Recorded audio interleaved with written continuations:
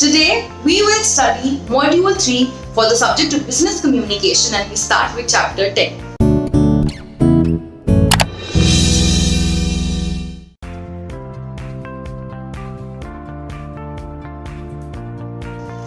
Any communication in terms of business is incomplete without written aspect to it.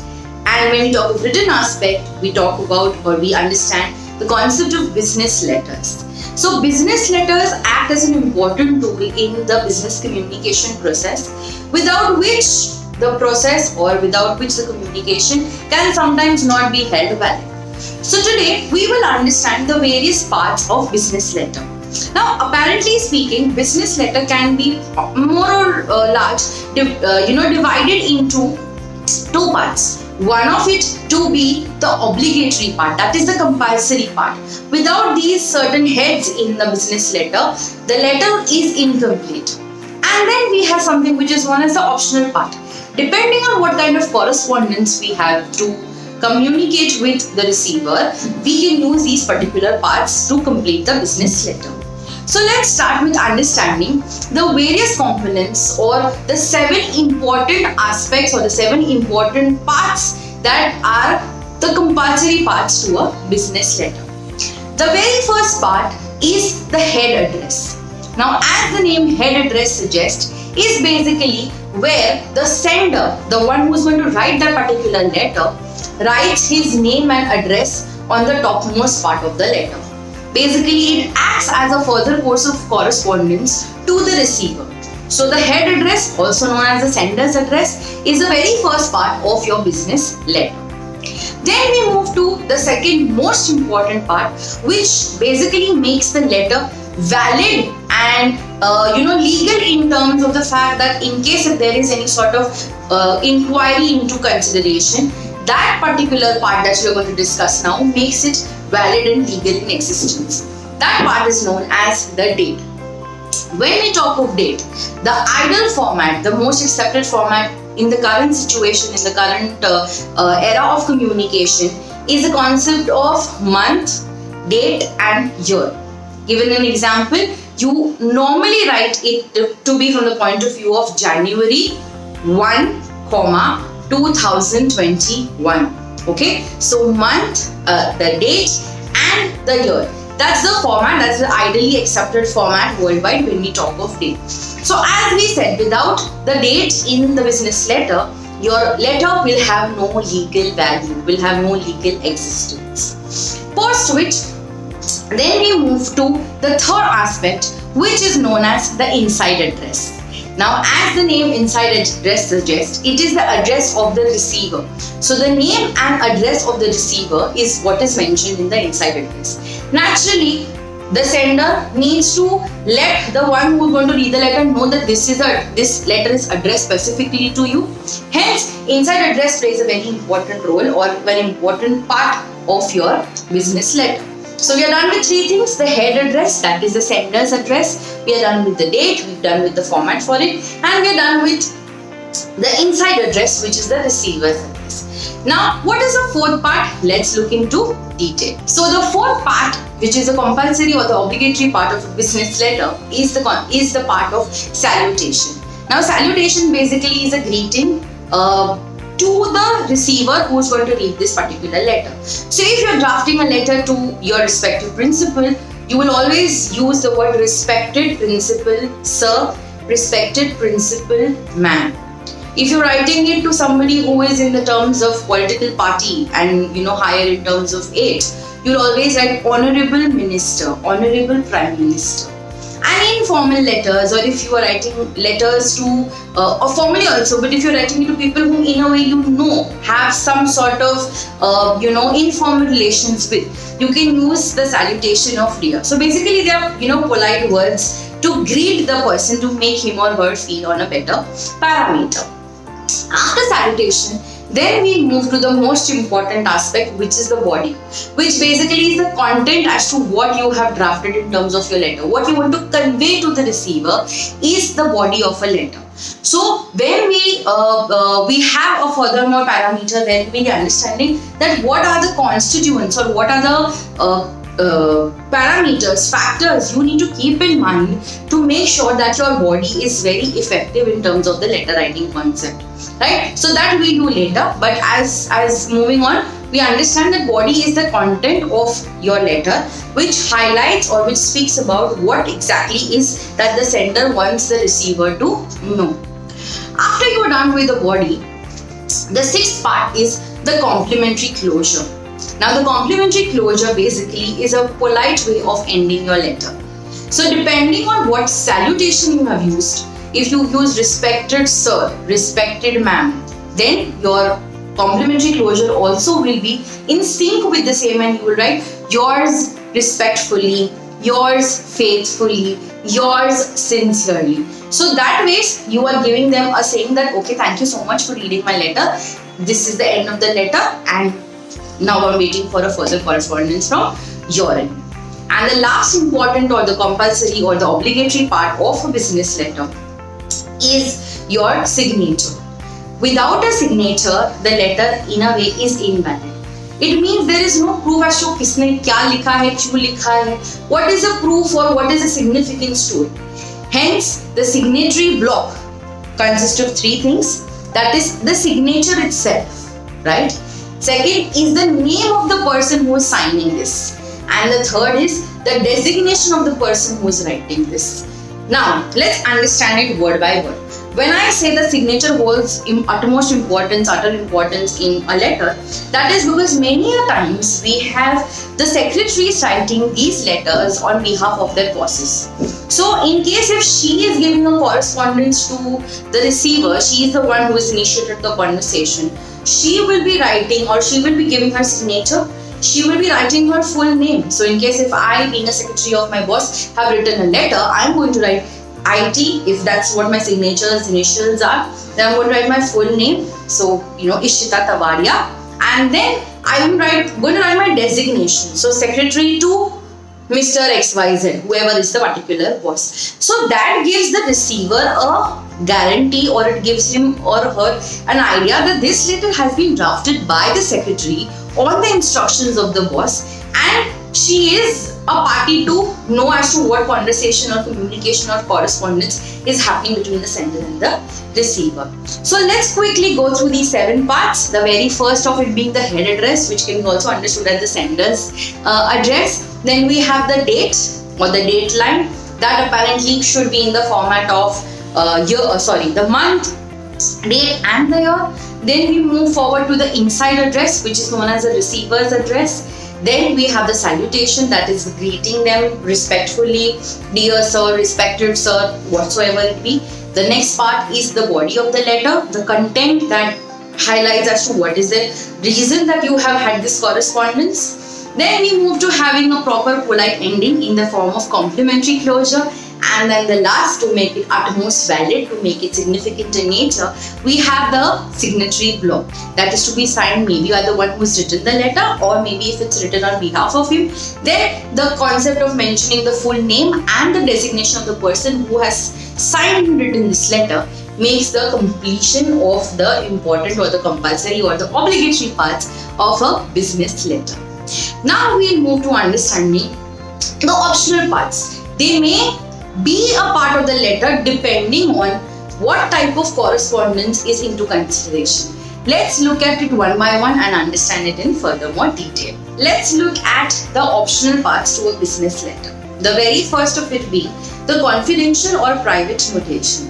Now, what basically this confidential or private notation means is that in case if the letter is being written for the receiver, in terms of the fact that it has to be confidential in nature, nobody else should read that particular letter, then on the envelope as well as on the letter, as soon as you are done writing the date, you mention the fact that it is confidential so that nobody goes ahead to read the contents of the letter, right? So either after the reference line or just below the date line, you can write the words confidential, or you can write private, right, as a notation.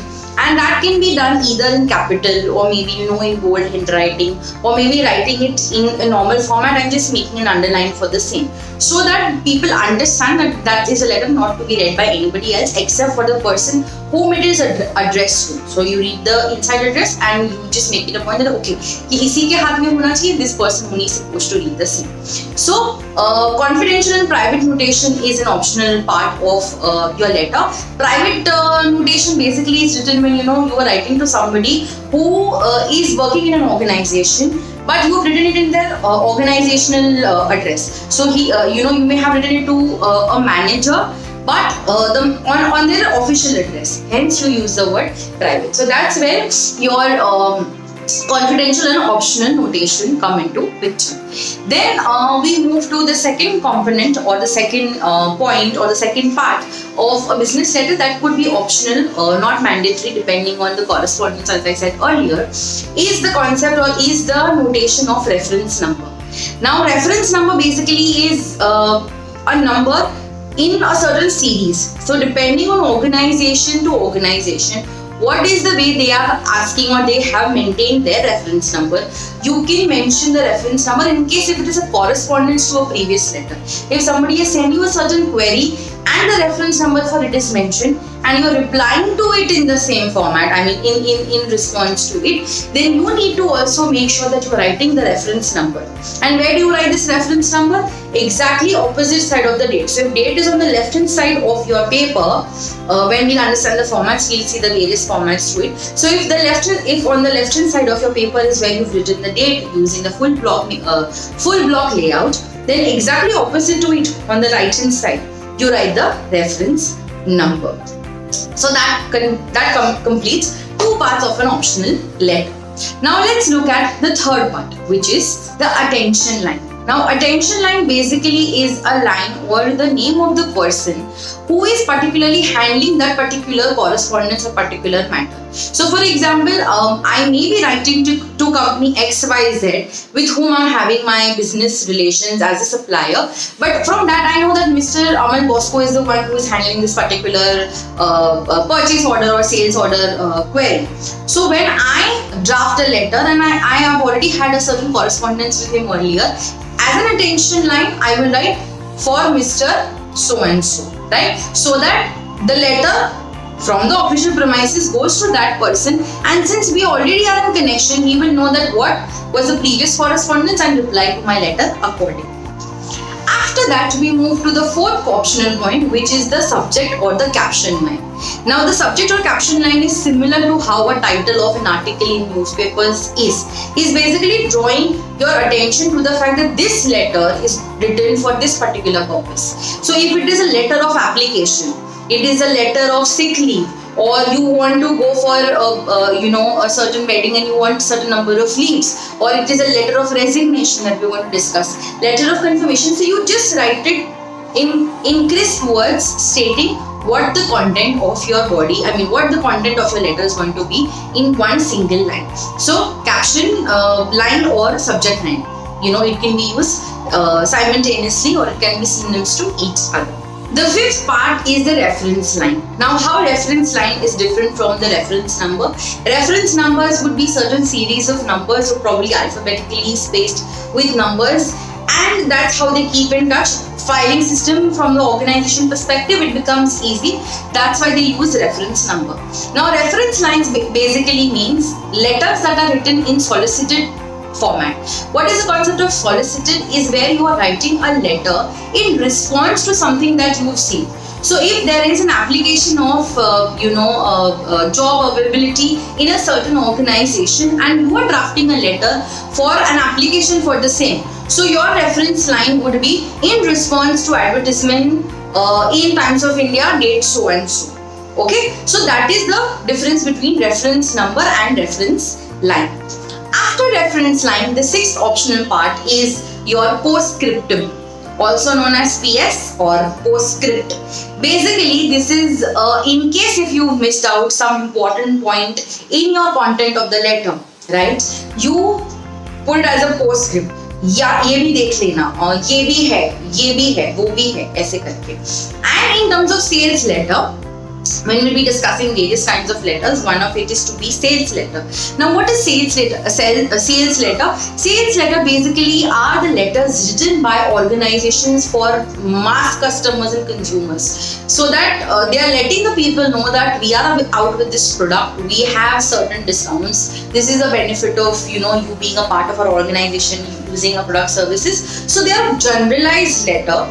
They are specified, they do not have a specific customer in head. It's not like this letter is written for Ajay, this letter is written for Kajal, this letter is written for Shahrukh. This letter is written for by and large all my future prospective consumers, from a whole point of the fact that वो मेरे product को try करें. So certain times for sales letter, they use this postscriptum part or postscriptum phase to highlight the attention that flat 15% off if you get the sales letter and if you come to buy a product, or offers offer last till stocks available, okay, something like that, just to highlight your attention कि ये सब तो है lucrative offers, उसके बाद अगर ये है तो आप हमारे पास आ सकते हैं. So two ways it could be understood. In case if it's more serious in nature, something with regards to business correspondence, and if you missed out some important point, okay, contact person Mr. So and so, or the date till when I want this letter to be replied back should be so and so. So वो मैं PS postscript या postscript में डाल सकती हूँ.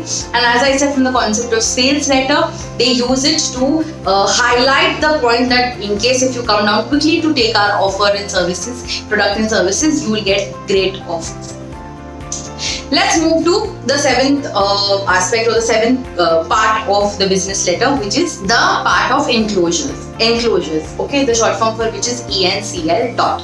Right, the abbreviation for it. Now, enclosures basically are the list, the checklist of whatever is attached along with the letter. So, say for example, as we were discussing sales letter, if I have written a sales letter to highlight to my future customers that there is a kind of a sale in my organization with regards to various products and services, along with that particular sales letter, I am also going to attach with them, along or put in their envelope, maybe the discount coupon, maybe the brochure of the product and services, maybe the address card. Three things I may have put. So in enclosures, basically I'll after the end of my letter, I'll write ENCL dot and then one brochure of the product, 2 discount ticket, 3 address of wherever it is. So 3 things that I have attached along with the main letter is where I am using the whole concept of enclosures. Some letters could not have any sort of enclosures. It could just be a single document, just the letter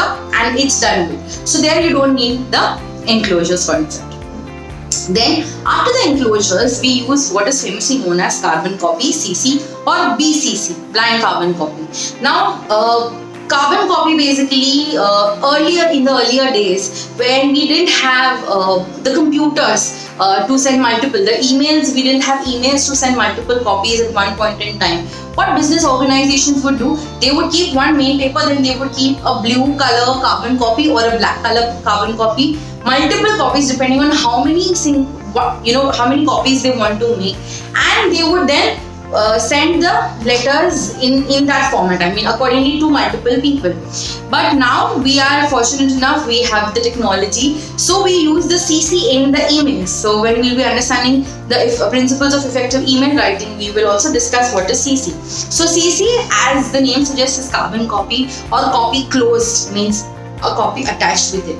And in the whole concept of CC, that is carbon copy, it is basically that all the people who are receiving that particular correspondence are aware that even other people have received it, or maybe whoever is the main receiver for it is aware of the fact that there are multiple other people who also receive the similar kind of copy. So in case if you are writing, or if the principal is drafting a letter for the teachers, for a particular teacher who may have been appointed, so in CC he may put the admin head, he may also put the clerical head, he may also put the coordinator, that okay, I have selected this particular teacher, this is what the remuneration is going to be, she's going to join from so and so date, and since you as an admin staff are going to validate the salary, you as a clerical staff are going to make the muster roll, and as a coordinator you want to schedule her lectures, you also need to know that these are the terms and conditions of her appointment, and that's where CC is into consideration.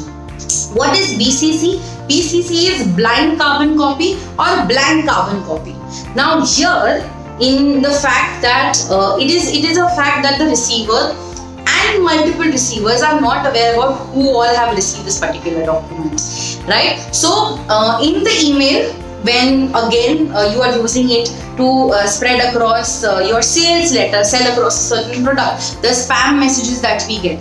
So you will see that our names always appear, our email IDs, our usernames always appear in the BCC. Means they're sending this mail to multiple people, and multiple people are not aware that who are the other people who have also received this particular mail. So it's like you just want it to be secretive in it. Right? So that's where we understand the concept of CC and BCC, depending on what kind of secrecy or what kind of people you want to keep in loop for that particular correspondence. Then we move to a very important concept, in a way an optional part, but as we had discussed earlier, that in case if it is a secretary or a junior person writing it for a senior person, we use this optional part in the business letter to make it more evident that this letter has been drafted by somebody and has been dictated by somebody. So the concept of initials, right? Or identifications. So initials or identifications are basically where the one who is dictating a particular letter, his name / the one who has written that particular, the typist maybe for that letter, his or her name is mentioned at the top, at the bottom corner of the letter, so as to make it understood that future mein agar kuch hota hai, who should be responsible, who had dictated this particular letter, on the boss had dictated. So the person who has dictated the letter, his or her name's initials. So say for example, if it is Ishita Ashtar Tavaria who has dictated the letter, so it will be IAT / if I have dictated it to, say for example, Jihan Farzad Dubash, my junior. So his name's initials, that is JFD, will be in small. So capital 3 IAT / the one who is typing the letter on behalf of me, his initials will be in small. So IAT capital / JFD in small. So that's how we understand the concept of initials or identification. And last but not the least is the concept of superscription. Superscription, as the name suggests, superscription. Okay, so the name, the address, the head address and the inside address that's there on in the letter, on the envelope, you write the same thing so that you know whom has to be given this particular letter to. Agar isko, in case if you want to post it, so by post. So under superscription, you mention the word by post. If it is going to go by some registered post, then registered post. So whatever the mailing instructions are, and at the same point in time, the head and the inside address are mentioned on the envelope. That makes it as an optional part to a business letter in case if it goes in a letter format, if it goes in a virtual handwritten hard copy format. So that's where we understand the optional parts of a business letter.